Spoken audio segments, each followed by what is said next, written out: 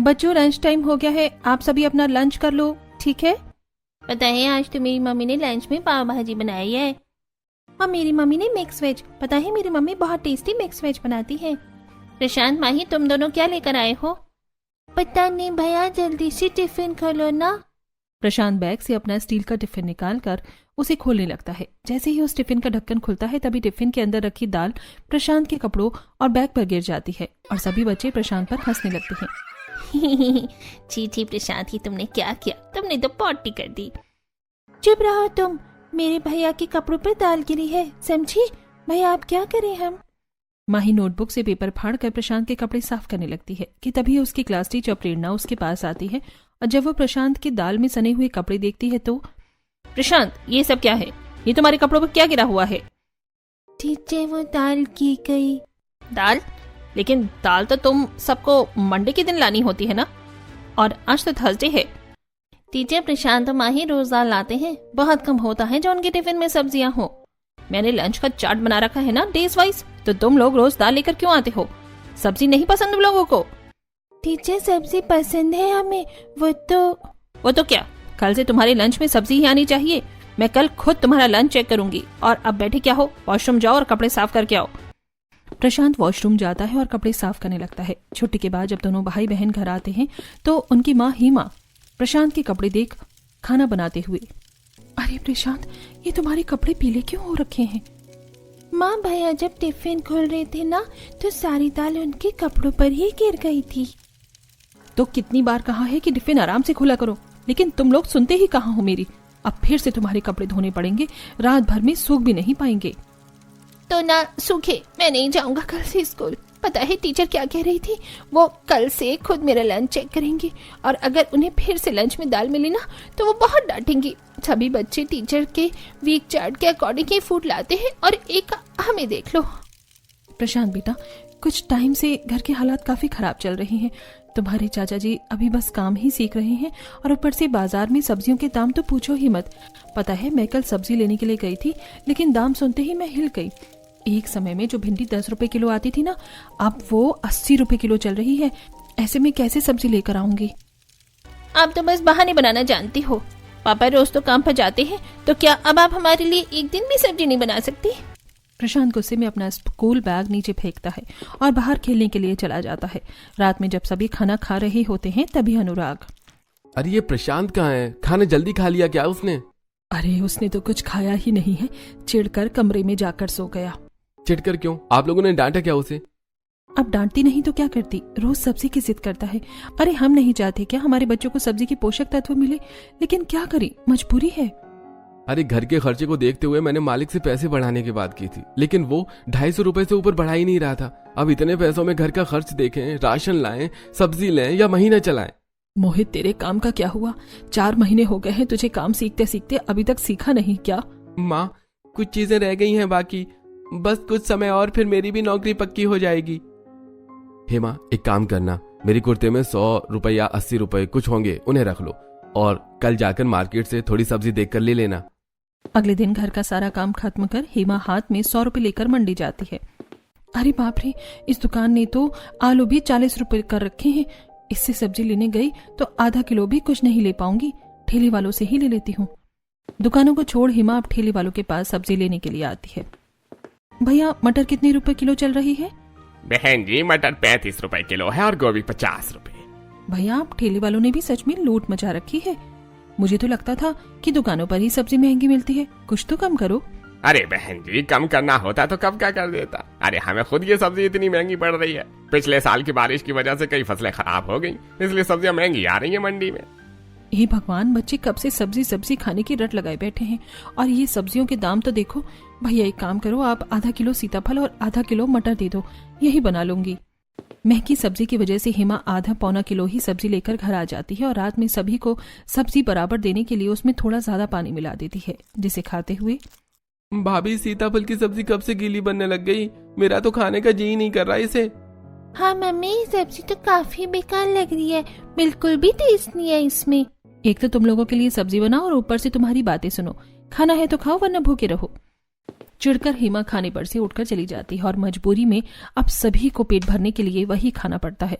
रात में जब अनुराग सोने के लिए कमरे में आता है तो मैं सोच रही हूँ जी कि कहीं पर कोई छोटी मोटी नौकरी कर लूँ, घर पर खाली बैठने से तो अच्छा ही है। तुम्हारी नौकरी करने से मुझे कोई दिक्कत नहीं है, लेकिन तुम्हें वो शर्मिला तो याद है ना? वो भी तुम्हारी तरह घर के हालातों को देखते हुए किसी बड़े सेठ के यहाँ काम करने के लिए गई थी और कैसे उस सेठ की बुरी नजर ऊपर पड़ गई। वो तो बेचारी की किस्मत अच्छी थी कि उसकी इज्जत बच गई। जानती हूँ कि आपको मेरी बहुत फिक्र है, लेकिन हर कोई एक जैसा नहीं होता और मैं थोड़ी ना किसी सेठ के घर जाकर काम करूंगी। किसी के घर चूल्हा चौका बर्तन करने का काम पकड़ लूंगी, कम से कम कुछ तो पैसे लूंगी, कम से कम कुछ तो पैसे घर पर आएंगे। अगले दिन से हेमा आसपास की जगह पर काम ढूंढना शुरू कर देती है और अब ऐसे ही 2-4 दिन गुजर जाते हैं। अनुराग बड़े टायर पहियों की फैक्ट्री में मजदूरी का काम किया करता था। हर रोज की तरह अनुराग जब काम कर रहा होता है तभी अनुराग का मजदूर साथी मनोज उसके पास आता है। क्या बात है मनोज, आज बड़ी खुश खुश लग रहे हो? अरे कल मैंने बीवी को उनकी मनपसंद रंग की साड़ी ला कर दी, तो इस खुशी में आज उसने मेरे लिए पूरी और हलवा बनाया है। अरे क्या बात है, वैसे तू बड़े पैसे छाप रहा है। 250 रुपए में आ गई भाभी के लिए बढ़िया सी साड़ी। 250 रुपए में तो आजकल क्या ही आता है, पूरे 800 रुपए की साड़ी लाया हूँ मैं। क्या कहा? 800 रुपए की साड़ी? लेकिन तेरे पास इतने पैसे कहाँ से आए?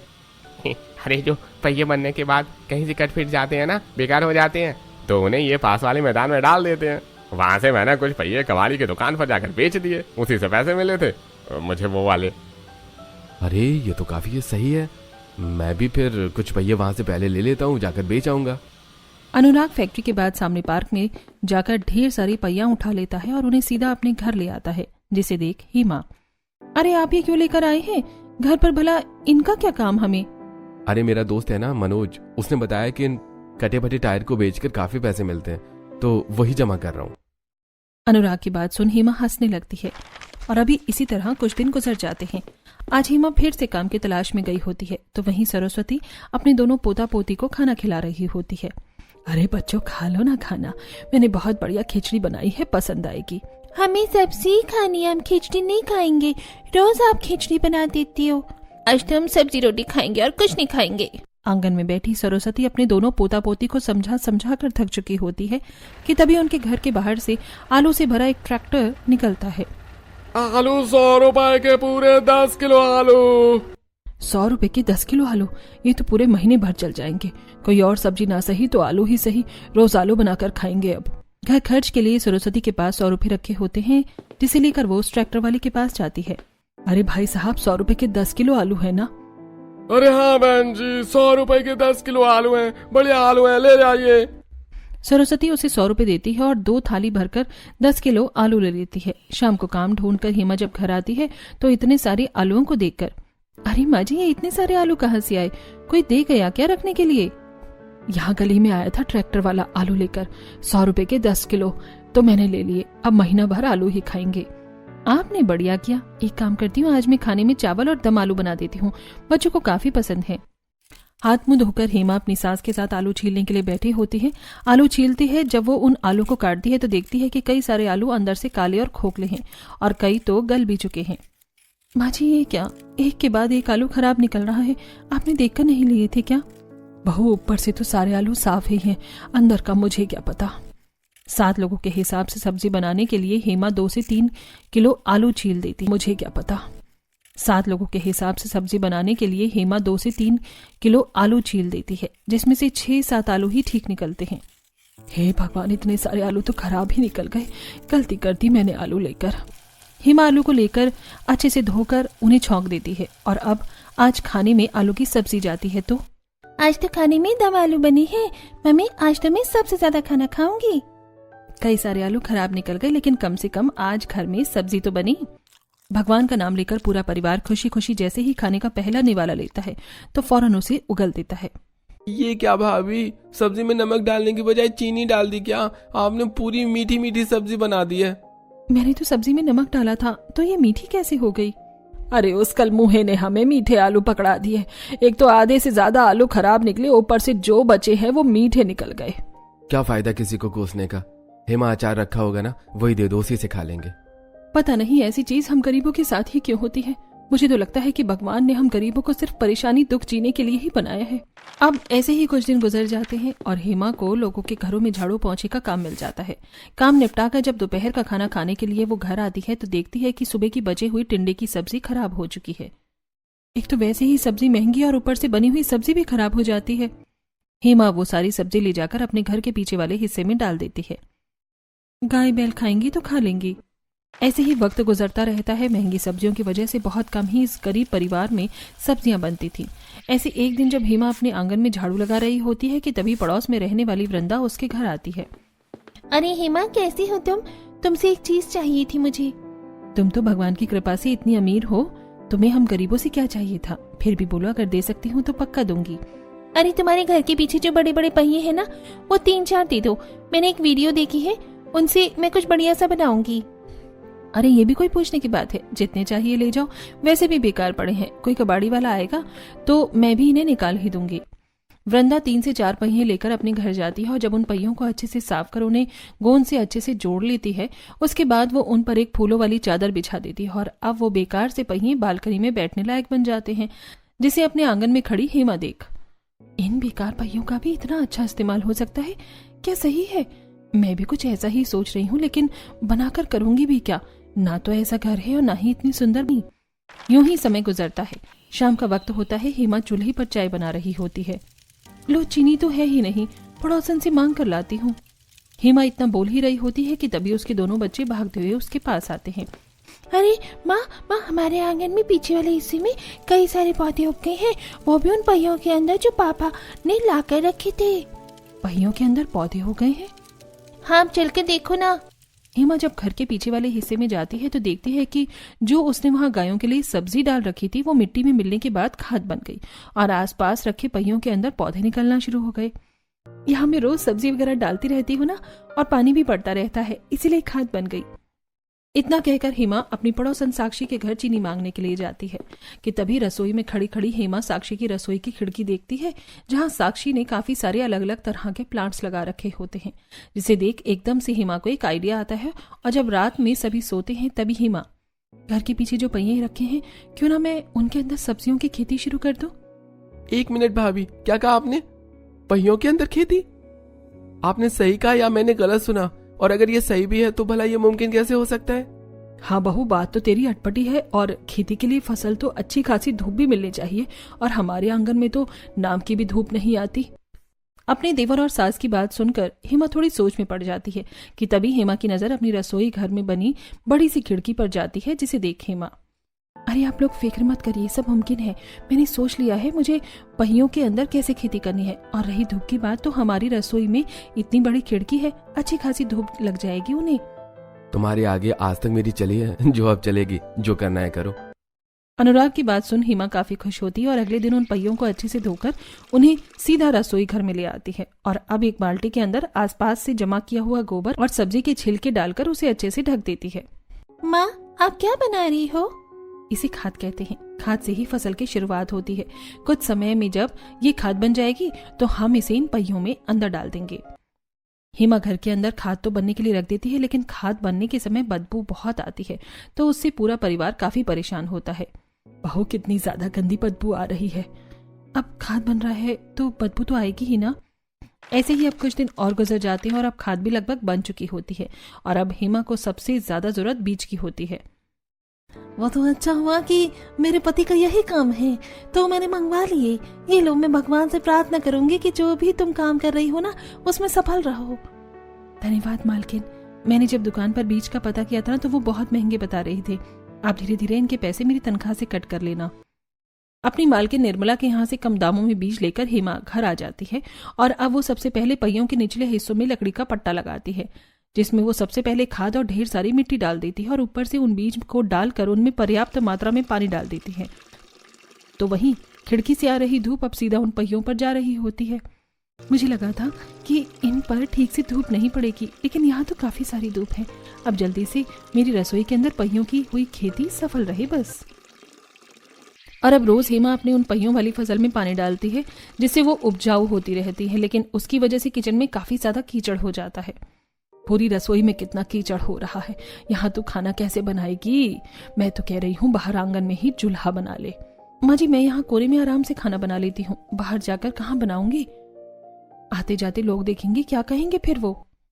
ऐसे ही कुछ दिन और गुजर जाते हैं। हेमा अपनी उसी रसोई में खाना बना रही होती है। तभी हेमा की पड़ोसन शारदा उसके घर आती है और जब वो रसोई में आकर ये सब देखती है तो हेमा तुम्हारी रसोई में कितनी ज्यादा गंदगी हो रही है, और ये इन पहियों के अंदर क्या है? पहियों के अंदर सब्जी की खेती करी है मैंने। बाहर धूप नहीं आती है ना, इसलिए मैंने इन्हें रसोई में ही रखा है। अब हर रोज पानी डालती हूँ तो थोड़ा बहुत तो कीचड़ हो ही जाता है। तुम इतनी गंदगी में खाना बनाती हो, मैं तो तुमसे बस थोड़ी हल्दी लेने के लिए आई थी। ना बाबा ना, अब तो मैं तुम्हारे घर के आसपास भी नहीं आऊंगी। शारदा की ऐसी बात सुनकर हेमा को काफी बुरा लगता है। इसी तरह कुछ दिन और गुजर जाते हैं और अब हेमा की उन पहियों वाली खेती के अंदर से धीरे धीरे पौध निकलने शुरू हो जाते हैं। देखा देवर जी, अब तो पौधे निकलने शुरू भी हो गए हैं। कहा था ना मैंने कि मेरी पहिए वाली खेती जरूर सफल होगी। हाँ भाभी सही कहा था आपने, मुझे तो बस अब इसके अंदर से सब्जियों के निकलने का इंतजार है। दिन गुजरते रहते हैं। रात के तकरीबन 12 बज रहे होते हैं। सरस्वती पानी पीने रसोई में आती है तो पड़े पानी की वजह से एकदम से सरस्वती फिसलकर गिर जाती है और उसकी आवाज सुनकर सभी लोग भागे भागे रसोई में आते हैं। अरे हे भगवान, अरे मर गई मैं अब। अरे पानी तो आपके कमरे में ही रखा था, आपने देखा नहीं था क्या? कुछ नहीं हुआ, कुछ नहीं हुआ, मैं बाम लगा लेता हूँ। मोहित माँ को उठाने में मदद करो। हेमा की मेहनत रंग तो ला रही थी, लेकिन कभी उस पहियों वाली खेती की वजह से बदबू, मच्छर तो कभी कीचड़ की वजह से उन्हें रसोई में काम करने में काफी दिक्कत हो रही थी। ऐसे ही एक दिन, भैया प्याज कैसे दी है? तुम्हें सब्जी लेने की क्या जरूरत है? सुनने में आया है कि तुम तो अपनी रसोई में ही कोई पहिए वाली खेती कर रही हो। अभी तक उसमें ये क्या पहिए वाली खेती? अरे बहन जी, इतनी गरीबी आ गई क्या? मुझे बोल देती, जो सब्जियां थोड़ी बहुत सड़ जाती हैं वही मैं आपको मुफ्त में दे देता। तुम्हें क्या लग रहा है उन पहियों में खेती करके तुम सब्जी उगाओगी? और अगर उग भी गई तो क्या वो खाने के लायक होगी? सभी की बात सुनकर हेमा को गुस्सा तो काफी आता है, लेकिन वो किसी की बात का कोई जवाब नहीं देती। अब इसी तरह दिन गुजरते हैं और अब आखिरकार हेमा की मेहनत नया रंग ले आती। बहुत तेरी रसोई में की हुई इन पहियों वाली खेती के अंदर से तो अब सब्जियां उगने लग गई हैं। माँ जी बस अब कुछ दिन और जब ये सभी अच्छे से पक जाएंगी ना तो मैं उनसे तरह तरह की चीजें बनाऊंगी। कुछ ही हफ्तों में अब सब्जियां पूरी तरह से पक जाती हैं, जिन्हें तोड़कर अब हेमा रात में सबके लिए 2 से 3 अलग अलग तरह की सब्जियां बनाती है। और जब पूरा परिवार रसोई में हुई पहियों वाली खेती की सब्जी खाता है तो भाभी क्या मसाले डाले आपने सब्जी में? बड़ी स्वादिष्ट सब्जी बनी है। वो तो बनेंगे ही, घर में उगी हुई सब्जियों की जो है। बहू सच में काफी समय के बाद सब्जी खाकर अच्छा लग रहा है। अब आप ऐसे ही रोज सब्जी बनाकर हमें खिलाओगी ना? और कल हमें टिफिन में भी यही सब्जी दोगी ना? हाँ बच्चों, अब रोज तुम्हें इसी तरह हरी सब्जियां खाने को मिलेंगी, फिर देखना तुम लोग कितने ताकतवर हो जाओगे। काफी समय के बाद आज पूरे परिवार के चेहरे पर खाना खाते हुए काफी ज्यादा खुशी थी। और अगले दिन जब दोनों बच्चे घर में उगी हुई सब्जी लेकर स्कूल जाते हैं। टीचर आज आप हमारे लंच भी खाइए ना, मेरी मम्मी ने वेज पुलाव बनाई है। हाँ टीचर प्लीज, मैं तो आज वेज कबाब लेकर आया हूँ। ठीक है बच्चों, लेकिन सिर्फ टेस्ट ही करूंगी मैं। सभी बच्चों की जिद करने पर प्रेरणा उनका लंच टेस्ट करने लगती है और जब माही और प्रशांत की बारी आती है तो देखना टीचर को इनका लंच पसंद ही नहीं आएगा। तभी टीचर जब उनके लंच की सब्जी खाती है तो वो उन्हें काफी पसंद आती है। तुम्हारी सब्जी तो काफी ज्यादा टेस्टी है। तुम्हारी मम्मी इतनी टेस्टी सब्जी बनाती है तो तुम लेकर क्यों नहीं आती? वैसे कल मम्मी से इसकी रेसिपी पूछ कर आना। टीचर हमारी मम्मी तो इसे सिंपल तरीके से बनाती है। वो तो बस मम्मी ने घर में पहियों वाली सब्जी उगाई थी ना, तो उसी का स्वाद है ये। सुनने में तो काफी इंटरेस्टिंग लग रहा है। क्या तुम कल अपनी मम्मी से थोड़ी कच्ची सब्जी लेकर आओगे? छुट्टी के बाद प्रशांत और माही जल्दी जल्दी घर आते हैं। जब सारी बात अपनी माँ को बताते हैं, बहू इससे मुझे एक तरकीब सूझी है। सब्जी तो काफी सारी उग गई है, अब इतनी सारी तो हम खाने से रहे, घर में रखेंगे तो गर्मी में खराब तो होनी ही है, तो क्यों ना तू इन्हें बेचे। वैसे भी आजकल सब्जी के दाम कितने ज्यादा हैं, अच्छी खासी कमाई हो जाएगी। माँ जी मैं भी कुछ ऐसा ही काम करने की सोच रही थी, बस अब एक ठेले का इंतजाम हो जाए तो सब्जी बेचना भी शुरू कर दूंगी। भाभी किराए पर ठेले लेने का इंतजाम तो मैं कर दूंगा, बस आप सब्जी बेचने की तैयारी करिए। अगले दिन से हेमा अपने देवर के लाए हुए किराए के ठेले पर अच्छी खासी ढेर सारी सब्जियां रख लेती है और उन्हें मंडी लेकर जाती है। जहां कुछ औरतें हेमा की सब्जियां लेती हैं तो वहीं हेमा को जानने वाली कुछ उसकी मोहल्ले की औरतें अरे ये तो वही सब्जियां हैं ना जो तुमने अपनी रसोई में उन पहियों के अंदर उगाई थी।